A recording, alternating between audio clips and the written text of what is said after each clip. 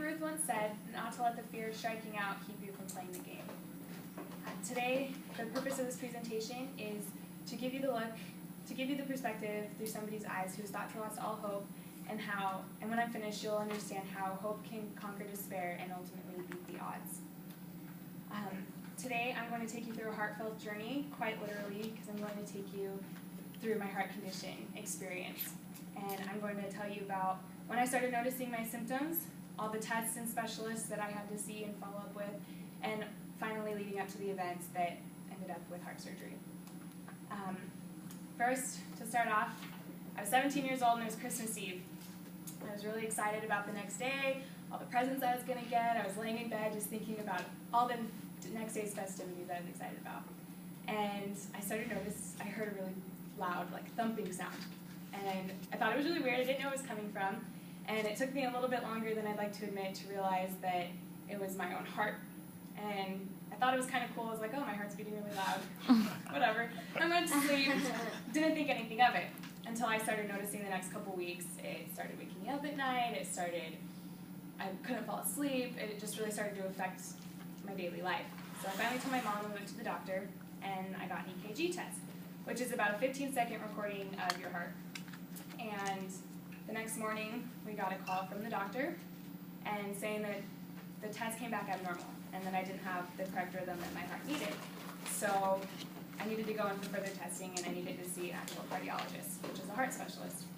So we went and we saw the cardiologist, and I don't know if any of you guys know anything about heart monitoring, but it's very non-discreet. You get this big box that you wear on your hip, and it kind of looks like a fanny pack walkie-talkie Walkman thing, if anybody remembers those.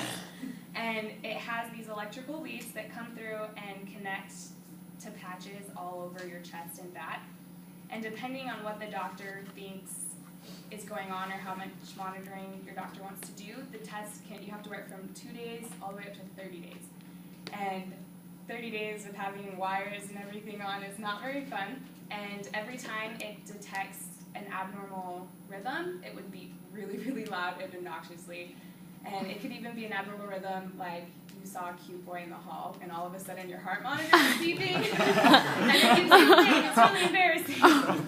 And so I had to wear several of those. I did 2 days, I did 3 days, I did 15 days, and I did several 30-day ones.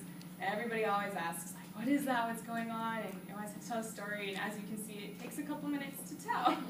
And so I went and did all of these tests, and none of the doctors knew what was wrong. Nothing was being found out, and they just told me that I had to quit any physical activity. And I danced since I was 3, and I've played softball since I was 7. So it was really difficult for me to give those activities up because they were such a huge part of my life, if not my whole life. So I was really devastated about that, and they said I had to quit everything until I could receive a diagnosis or treatment, which didn't happen for another 5 years.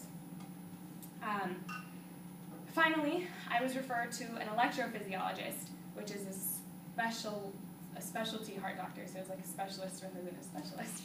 And he put me on another 30-day Holter monitor, which was really frustrating because I just kept thinking, I've done this 1,000 times, you're not going to catch anything, you're not going to be able to figure out what's wrong. And finished the monitor, went in to get the results, and he had a diagnosis for me. And I was diagnosed with supraventricular tachycardia, which is short as SVT, which is basically like a super fast heart rate for absolutely no reason, and it would cause me to pass out all the time, and it would just really interfere with my life. And so there was 2 options. I could just keep limiting my physical activity, or I could go in for a heart surgery. And that wasn't guaranteed a cure or anything, but it was guaranteed to at least help. And so I said, you know what, let's do it. I'm so sick of this. So I had a lot of hospital visits, and I was in the hospital a lot. But I finally received heart surgery on April 10th, 2012, which was just over a year and a half ago.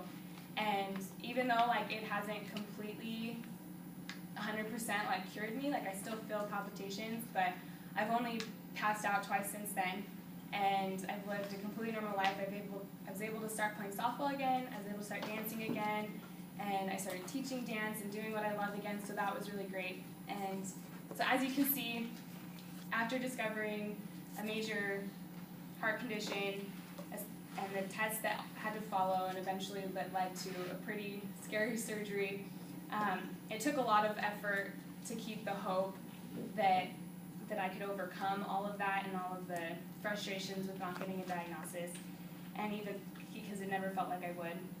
But because I didn't let the fear of striking out keep me from playing that game figuratively, I was able to get back in the game literally.